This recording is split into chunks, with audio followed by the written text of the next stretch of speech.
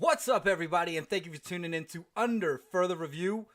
This is my podcast. You're probably looking at me like, does this guy know about anything? Well, we're going to find out. So, thank you for tuning in. Played a little Michelle Branch. Reason why, she's from Arizona. And this entire show today is about the Arizona Cardinals off-season needs. First, let me tell you a little bit about myself. This is a up-and-coming podcast strictly for you guys, so I'm going to do some talking, try not to sound long-winded and keep this video going. I usually do this live with my co-host, Josh Boone, for any up-and-coming shows that we're going to do live. You guys can call in, tell us how much we suck, or, you know, the Steelers suck, which is my basement behind me. I am a Steelers fan. Or if you guys like us, you guys want to comment about the topics that we're talking about, what have you, feel free to follow us at Under Further Review on Facebook. And you can also follow us on YouTube, which all of our videos will be there for you guys to comment. I will reply to all your comments as much as I can. And as always, subscribe, like, and let's get the show on the road. So Arizona Cardinals. Again, Michelle Branch. I played her. There's a lot of awesome artists from Arizona. I was thinking about Fleetwood Mac. Well, Stevie Nicks, really. But I liked Michelle Branch in this scenario because Michelle Branch at one point was pretty on point. Relevant. People knew her. People digged her. It's kind of like the Arizona Cardinals. At one point, the Arizona Cardinals were pretty relevant. Going to Super Bowl. Had a pretty good team. And then we just forget about them. Why? Because they're old news. They had old players playing for them. Could never develop a quarterback. That's why they went out and got Kurt Warner. That's why they went out and got Carson Palmer. Now, things have changed, my friends. Things have changed. Let's talk about the offseason and what they've done so far. The biggest thing that I like so far, Cliff Kingsbury, baby. Cliff Kingsbury, bring it in.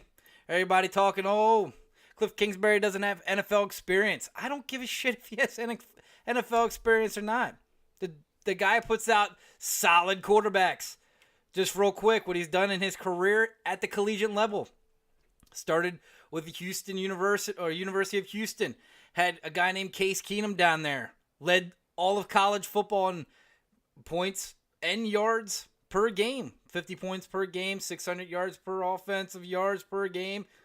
Went to Texas A&M. Had a guy there named Johnny Manziel. Cliff Kingsbury was offensive coordinator of the year for 2012. And again, he had Johnny Manziel. They had one of the best offenses in the nation at the time.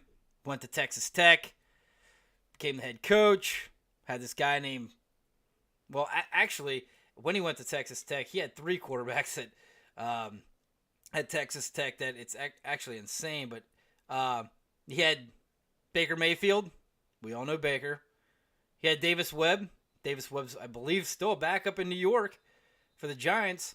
And then he had Patrick Mahomes. The guy had nothing but luck and skill at developing quarterbacks in the collegiate level. And guess what? Josh Rosen's technically still a collegiate quarterback.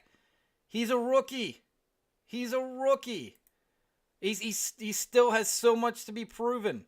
So guess what? This pick, to me, hands down, was probably the best thing that they could have done. They went out and got an offensive-minded coach that works well with young quarterbacks. They couldn't have gotten a better coach, I would say, in the next 5 years. Really. Like, Cliff Kingsbury is the guy that you want to mold a team after, especially with a young quarterback. Look at Sean McVay. It's the way that the league's going these days. So not only did they bring him in, they went out and got Tom Clements from Green Bay. He did nothing but help Brett Favre and Aaron Rodgers out. I mean, hell, he was the guy that helped Aaron Rodgers become Aaron Rodgers.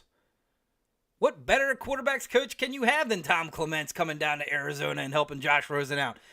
You got to be nuts if you think they could have done any better at head coach. And I would love for you to tell me what head coach that you would have rather had than Cliff Kingsbury. You can just put that in the comments down there on this video because I'll just laugh. Cliff Kingsbury was the best position that you guys could have gotten at head coach, and you guys did a great job of doing it. Now, he's got to prove it. He's got to show moving forward that it was a great head coaching signing. But I think within time, absolutely. But again, what comes with a quarterback? Offensive line. You guys have one of the worst offensive lines in the league.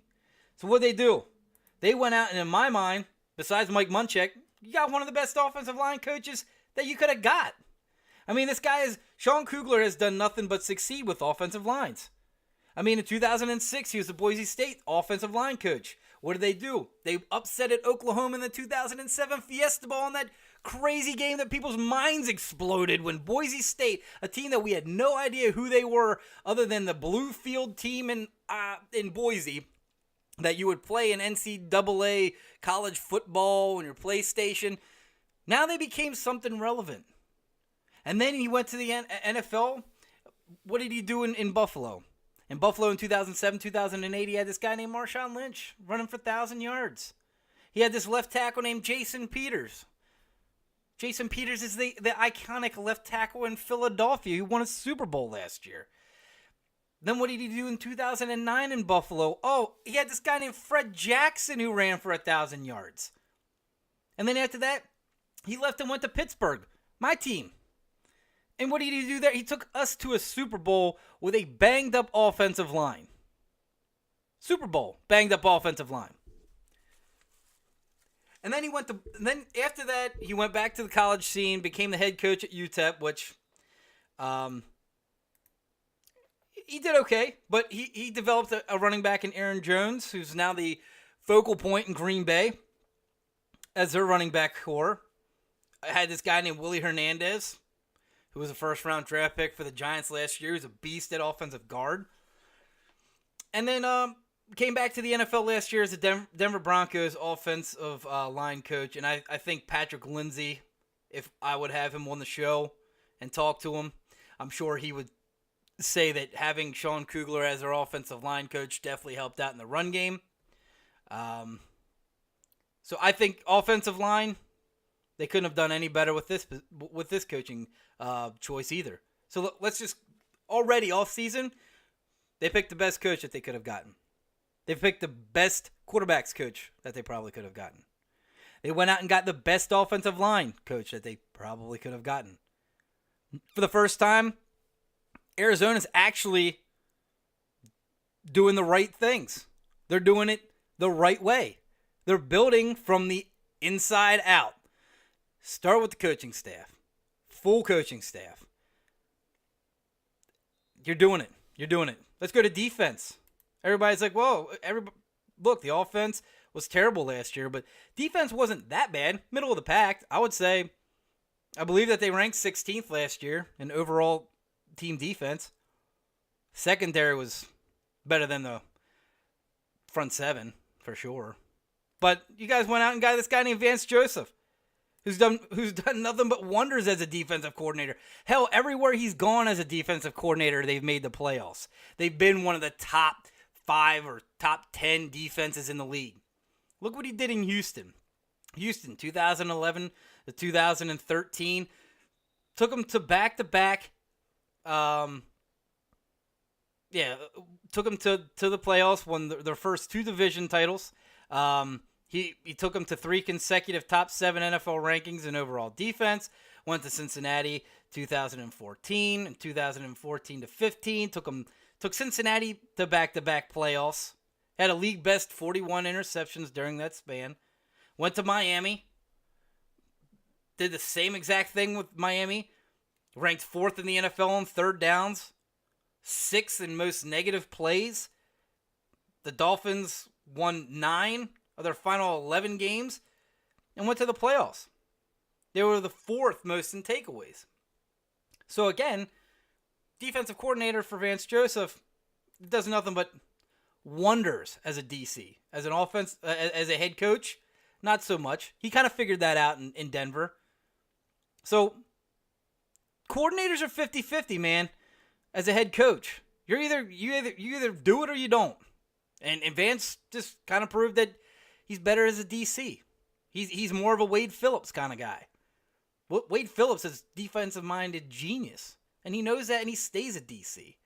So I think going forward, I think Vance Joseph stays here for a while.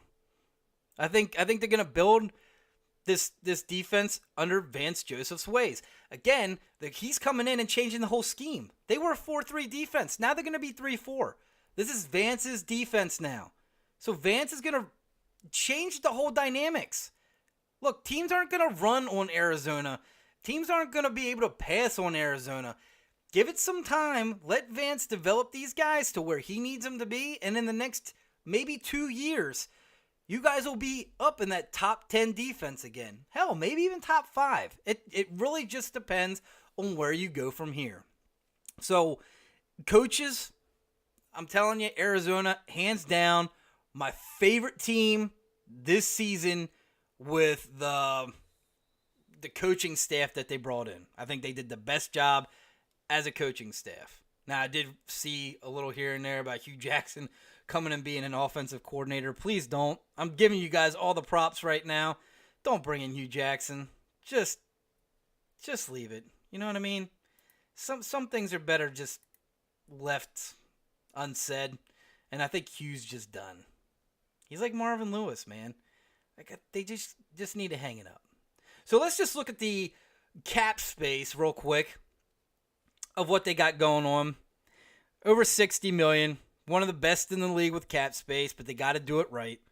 A lot of people will say, oh, we got to get wide receivers. Well, you don't, because it's not going to be available to you this year in free agency. Free agency is terrible this year with running backs and wide receivers. So what you're going to do with this money is you're going to take it and invest in either an offensive line, at least get a player or two at right tackle or left guard. And then the other part that you're going to do with this is take the money and get somebody on the other side of Patrick Peterson and a middle linebacker. Middle linebacker, to me, is your biggest need on defense. And offensive line is your biggest need on offense. And wide receiver, obviously. But you got to use this money smart. And I think now they're going to, now with the coaching staff that they have, who's going to be making the decisions? Hopefully the coaches have more input, but I think moving forward, they're going to use this money wisely.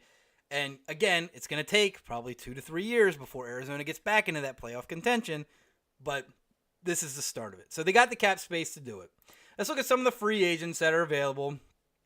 Larry Fitz is no longer a free agent. He signed this week, 1-year deal with the Arizona Cardinals, which I'm super excited about. I love Larry Fitzgerald. Look, I'm a Steelers fan, but the Cardinals have always had a special place in my heart because of Larry Fitz. I wasn't around for the Walter Payton days, but my generation Walter Payton is Larry Fitzgerald.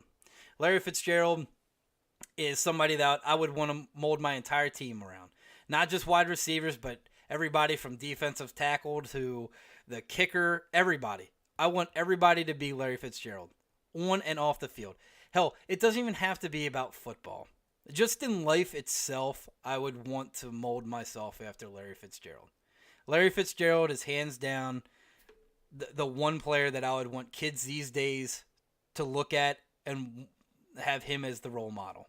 With so much negativity with other players and teaching kids the wrong way of doing things, Larry Fitz still keeps it 100. He is the man. He's the OG. He doesn't showboat. He gets the job done. He shuts his mouth. He plays hard, and then off the field, you don't have any negative publicity on Larry Fitzgerald. Why? Is because Larry keeps his nose clean. Because he's an outstanding guy. I love Larry Fitz. That's enough on Larry Fitz. But again, I love that he's back. I just don't know. I get it with Larry Fitz that he wants to retire as a Cardinal. I really do. I get that he loves the scene and the Cardinals fans stick with him through thick and thin. I love that about Larry. But let's be real. I do want Larry to win a ring. I think Larry, out of anybody in the NFL right now, deserves a ring. Whether you're a Rams fan, Niners fan, or Seahawks fan, or any other fan, you got to tell me that as much as you love watching players that deserve to win rings like this year, I wanted to see Drew Brees win another ring. because I think he's a stand-up guy. He does it right. He plays the right way. And those kind of guys I think deserve to win it.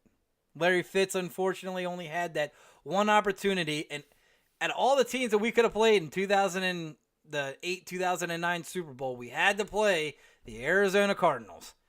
God, if we could have played any other team, because I wanted Larry to win so bad.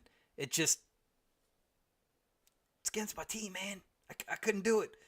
So yeah, as much as I loved winning the Super Bowl with, it's still kind of killing me. But so I am glad Larry Fitz is back, but it's kind of a double-edged sword. You know what I mean? I know he's not going to win a ring this year, and probably not next year. So by the time the team is good, I don't know if Larry's going to be available or he's going to be in the league anymore. So, so other than Larry Fitzgerald, the other guys that I'm looking at is Rodney Gunter. Like I said, it's now a 3-4 defense. So Rodney Gunter, Corey Peters can switch on and off. It's fine. They don't need to go out and get a defensive tackle on free agency. They don't need to go out in the draft and get Quentin Williams out of Alabama as the DT. They don't need that. They're going 3-4. They only need one solid defensive tackle up the middle, and Rodney Gunter is that guy. Look, everybody's talking, we need the best player coming out for defensive tackle is Ndamukong Suh or Grady from Atlanta. Okay, that's cool. But for the Arizona Cardinals, they don't need to go out and play in that pool. They got their own Ndamukong Suh right here in Rodney Gunter. Yes, he doesn't put up the stats like they do, but he's not far behind. Look at it. I mean, he's right there with them, but he's going to cost less. And he's already in Arizona. So he's going to want to stay. You give him a decent price, he's going to stay, and he's going to excel in Vance Joseph's defense. Everybody's going to excel in Vance Joseph's defense for the most part, except one guy. And that one guy I think he's going to be leaving is Dwayne Buchanan. A lot of people want him back. Look, Dwayne Buchanan was a beast when he first came in. He was a beast. Safety, linebacker hybrid, but he just never fit in with the Arizona Cardinals defense. It just never fit. He wasn't sure. Look, when you put a hybrid like that in, it's got to fit perfectly. If it doesn't fit perfectly, it's never going to work. And unfortunately, at the time he was one of the best. One of the best because he was a hybrid. You didn't know how to play him. But at the same time, he's got to fit the right scheme. And he's going to go to a team that's going to be able to put him in that scheme, that uses that scheme already. And I don't know if Vance Joseph obviously he's going to want him, right? He's going to want him because he's fast. He's a hybrid. You could fit him in a 3-4, but it's got to be done correctly. So if he stays, it's going to be because Vance Joseph was able to keep him. Maybe they talked about it and said, look, how you've been utilized over the past couple of years has been just crap. I understand if you're frustrated. But look, I'm going to change that. I still think Dwayne Buchanan tests the market out, and chances are he's probably going to leave because somebody's going to give him a bigger deal. That's how it goes. Has nothing against the fact that he doesn't want to play for Vance Joseph. I just think somebody's just going to offer him more money, and the Cardinals are just going to be fine with that. So that's Dwayne Buchanan, the guy that I think they are going to keep, and you can get him on maybe a 2-year, $10 million, so $5 million a year. Trey Boston, I wanted him last year for the Steelers in the offseason as the safety coming out of at the time, San Diego Chargers. I mean, Trey Boston was not that bad for you guys. He put up the stats. Him and Budda Baker were actually pretty solid in the back. That back-end safety core that you have isn't that bad with Budda and Boston. I would take that. Where you guys lack is the fact that, look, Patrick Peterson can't do it by himself on that corner. Emerson doesn't really cut it. So you guys got to go out and get somebody that I feel that can keep up with Patrick Peterson to get some of the weight off his shoulders. Because, look, Patrick Peterson's great. But there comes a time in the season, after being the number one corner for so long, the guy needs help. So the safeties, I don't think are the problem. I like Boston. I like Baker. I think you guys keep them. You guys can get Boston on a good deal, I feel. You can get him on a good deal. So I like Gunter coming back. I like Boston coming back. I don't like Buchanan coming back. Now Now, these next two guys that I'm going to talk about really just have to deal with how you guys go about the draft. So, if you guys go and get Nick Bosa, then one of these guys got to go. Just simple. The first guy, Marcus Golden, defensive end. I like him. He's not as healthy as Benson Mawaya, the other guy, but this guy can put up some numbers. Definitely an Vance Joseph defense. Obviously, he's not going to start, right? Because you'd have Nick Bosa and Chandler Jones. But depth is always a big thing in 3-4s, right? So maybe you put him outside. Maybe you put him as an outside linebacker. Test that water out. I think he's better as a defensive end, but obviously he's a core guy. I mean, Vance Joseph, if anybody can get him from a DN to an outside linebacker, it'd be Vance Joseph.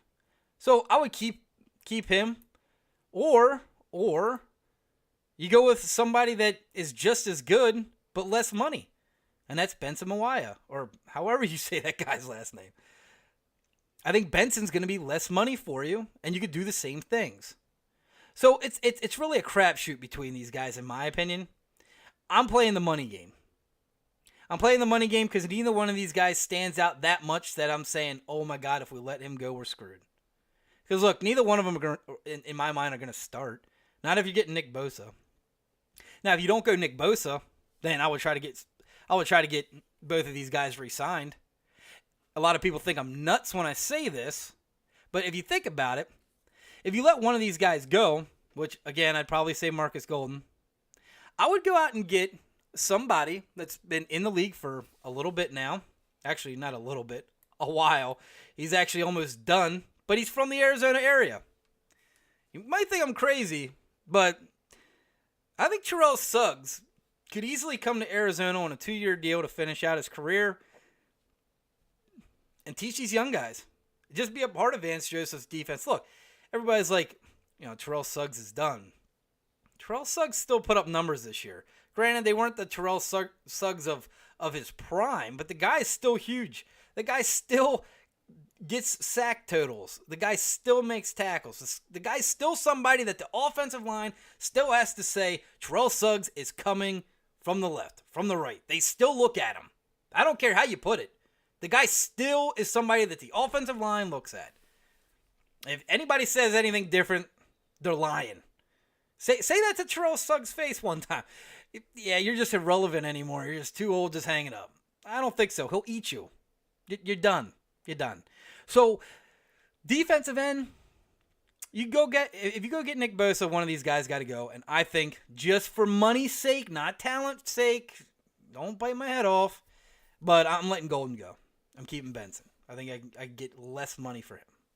So, and then just throwing this guy out there, he's not going to be there. Mike Ayupati. No, he's been injured so much. The offensive line sucks, and I think he was like $8 million last year, which, Jesus, no, do not bring him back, please.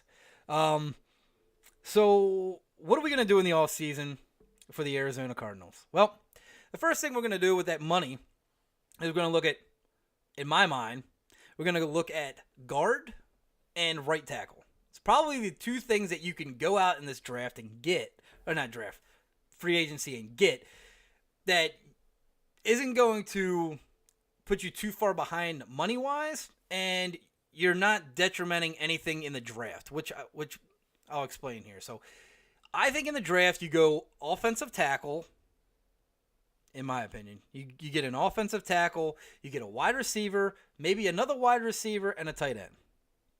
Okay? That leaves you in free agency to be able to go out and get a right tackle or a guard, and then you guys can go out and get a defensive end and a middle linebacker and somebody to maybe play with Patrick Peterson on the other side to help out that secondary. Okay? So this is how I would do it. All right? You guys can say I'm wrong. It's fine. But this is just how I would see it. So all season I'm going out and I'm going to say I'm going out for Safford, Roger Safford from the Rams at that left guard spot. Look, he plays for the Rams. He's staying in the division. Give him the money. He's worked with a developing new quarterback in Jared Goff. He knows what it takes, and he's going to be able to help out anybody that you get rookie-wise on that offensive line with Sean Kugler to develop a great chemistry with the offensive line and quarterback. Give that man the money. Bring him in. I think he's the best guard acquisition that you could get. There's J.R. Sweezy. You can try to grab him. But I like Safford. So there's your guard. On your other side, if he stays healthy, is Justin Pugh, and again, he's proven he is one of the best guards that you can get. So obviously, him and Safford would help out with A.Q. Shipley at center, which I think you're gonna have to go out and get a center. Not this year. Just hope A.Q. stays healthy, but maybe next year you go out and get somebody in free agency, or in this draft on the back end, maybe at the 3rd, 4th round, you go out and pick up a center. But A.Q. Shipley, unfortunately, did not play last year at all because he was hurt before the season even started. So having him back, he's got to have new reps with Josh Rosen. It's going to take time, so you're going to need to have some sort of veteran leadership on that offensive line to help out with that. Safford gives you that. Right tackle-wise, you could go out and get somebody like Jawan James from Miami. He's 27. And look, right tackle isn't as important as left tackle for right-handed quarterbacks. So Jawan James with Kugler can develop that guy into being a really good right tackle. Or depending on the situation, Marcus Gilbert, I don't know if he's going to be on the Steelers come the beginning of the season. So again, he's hurt, and that's the thing with the Arizona Cardinals is the fact that your whole offensive line couldn't stay healthy for you. So I don't know. You would want to do your homework and make sure that the guy that you're bringing in doesn't have a known history each year of serious injuries. So maybe Marcus Gilbert's probably not it. So Jawan James would be okay. He has been injured, but not anything like what the Arizona Cardinals have experienced. So guard, tackle, right? Boom. You still have some money to go out on the defensive side if you don't get Nick Bosa, okay? This is only if you don't get Nick Bosa. You go out and get a defensive end. So Darius Smith, Terrell Suggs, both from the Ravens. Both can come in. Both can be immediately plugged in. Starters. Darius Smith and Chandler Jones. I would still be scared of that. Those are, in my mind, those are some great pass rushers, okay? Middle linebacker. You can go out and get Corey Littleton, Avery Williamson, or C.J. Mosley. Those are the three that come to my mind that they're fast. Is what you want in this league. You want middle linebackers that can cover the tight end. They can cover the wide receivers or running backs coming into the flat. So Corey Littleton is probably the best one in my book out of those three in doing that. C.J. Mosley is probably going to get re-signed with the Ravens. But I would say Williamson and Littleton are your best shot at bringing them to Arizona. But again, that's where your money's going to go. Your money's going to go to that middle linebacker. What you guys need. Look, Josh Bynes was hurt. Josh Bynes is going to need somebody else at that middle linebacking core. Why not bring a Raven? You know what I mean? Why not see if you can get C.J. Mosley? But I like Corey Littleton if he can get to Arizona. He'll stay in the division, play for the money, and I think it's the right fit. The other thing is if you're going to go cornerback, I mean, you could go to the draft. You could go in the draft and get the cornerback, but as far as cornerbacks with Patrick Peterson, you don't need to go out and get somebody that's a number one. Just somebody that's been a solid number two that can just help out with Patrick Peterson in the pass game. And look, if you go out and you get your Zadarius Smith or Terrell Suggs or a pass rusher that's proven, right? It's going to help out with the secondary because they're going to get to the quarterback faster for him to make his read a lot quicker, make the inerrant throws, forced throws, whatever. So you don't really need to go out and spend all the money on another cornerback with Patrick Peterson. So that's what I would do. As far as off-season with free agency, I'm going guard, Has to go with guard. Has to go with right tackle. Has to go with middle linebacker. If you want to go with Nick Bosa, don't worry about defensive end. But I'm going guard, tackle, middle linebacker, and cornerback. Defensive end is depending on how you go in the draft. Now, everybody like Mel Kiper, Ty McShay, they're all talking, go Nick Bosa. Of course, Nick Bosa is the best available all-around guy coming into the draft. Everybody freaking knows that. But again, why do we have to listen to the mainstream media tell us who we need to pick? Look, I'm doing this podcast because this is for the viewers, and I want the communication with the fans or the public. I want them to tell me, like, that's why I created this.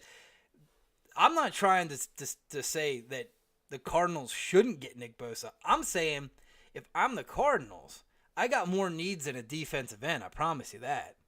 So I'm going to try to do everything in my power to draft back. I'm going to trade that number one pick because unfortunately for the Cardinals, out of all the years that they could have had the number one pick, it's just the quarterbacks coming into the draft are just not that good. It sucks. Everybody that drafts up for a quarterback. The only quarterback that would be worth drafting up for, in my mind, would be Kyler Murray. I don't like Haskins coming out of Ohio State. Everybody's so big on him. I don't like Ohio State quarterbacks in general. I just don't think they get to the NFL and amount to what they were at college. I just don't have faith in that.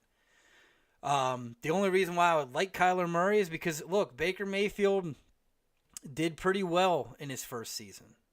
Russell Wilson's done pretty well. Kyler Murray's got that same mold. So he's got the physical traits that can work well with an NFL team. So, but I don't think he's a team that a team's going to trade for the number one pick for. I don't believe he's going to be the number one pick. So unfortunately, the Cardinals are going to have to do some sort of crazy negotiation skills to actually be able to get this number one pick to get more picks. I don't see a team trading up. So unfortunately, they're going to have to swallow this. And this is going to be the biggest decision the Cardinals are going to have to make. Do we make that sexy pick and get Nick Bosa? But our draft board, at least the top three needs aren't defensive end. Are you willing to give up the fact that you need an offensive tackle, that you need a wide receiver, that you need a tight end, that you need a cornerback? Right? You're going to give all that up just to get Nick Bosa. Now, Nick Bosa can help out with your secondary, like I said. If you go out and get Nick Bosa, it helps out with your secondary because your pass rushers are going to get to the quarterback quicker. Okay, I'll give you that. But what is he going to do for your offense? Your offense is still not even close to being top 20, let alone what you finished last year at in dead last. Okay? So why not go offensive tackle in Jonah Williams, Alabama? He's the most polished. He can immediately start. He's healthy. He's gonna. You really don't have to train him that much. He's got a little here and there that I think Kugler can teach, and then boom, you got a solid left tackle. The wide receiving class that's coming into this draft is nuts. Why not dip your toe twice into that wide receiving core and go get yourself maybe Marquise Brown? Maybe go out and get A.J. Brown from Ole Miss or Metcalf from Ole Miss. Or you could go out and get Whiteside from Stanford, who's now overlooked because of Stanford's season. But that guy, whew, look, there's so much talent coming into this draft that you guys need so many needs. Why risk it all for Nick Bosa? I get it. He's he's the best overall. I get it. I get it if you get him, okay? I get it if you get him. It's hard to pass up. But let's be honest, at the end of the day, for the Cardinals fans, for everybody that wants to see that team succeed and get back again, there's just more needs than Nick Bosa. That's all I'm saying. So I appreciate you guys listening to us. Follow us, like us, subscribe to us. Not really sure why Mike came back, because Mike ain't going nowhere on that Arizona team other than free agency. Peace. But again, yeah, thank you for tuning in. Hope you like the show. I'm doing more. I'm going to do all the teams in all season. If you follow us on Facebook, you'll see when we actually do our podcast live. There will be a phone number that pops up. It'll kind of look like, where is it at? Here it is. It'll kind of look like that. So call us during the podcast. You'll be on the air with us, telling us about how much we suck, or if you like us, you like the show, the topics we're talking about. So follow us on Facebook. I'll post when we're going to go live so you guys can call in. Comment on these videos, man, because I will comment back. I'm a huge believer in communication with support from the fans or the haters, whatever. I love it. That's why I created this podcast. Look, it's not ESPN. It's not NFL Network, even though I did work on the NFL Network. I was there from 2009 to 2010. This podcast I wanted to create for you guys to have a voice, so you guys don't have to call on to some radio show and have them put you on hold forever and you never actually get through. You will get through on our show. So call us, like us, subscribe, and I'm not a big believer in making you guys pay for any subscriptions or go to my Patreon page and pay. No. This is for fun. I love doing this. I love doing it for you guys. So like us, share us, subscribe on the YouTube, and let us know that you love us or hate us. And I am going to kick it out with some more Michelle Branch. Once the Cardinals start getting back into playoff mode, I'll give them something a little bit better, a little bit more legendary, like Stevie Nicks. But until then, I'm just gonna have to ride or die with Michelle Branch. But hey, I like Michelle Branch. You know, let's give her some props. So again, thank you guys for tuning in. Under further review, as always, love you, appreciate you. Signing out.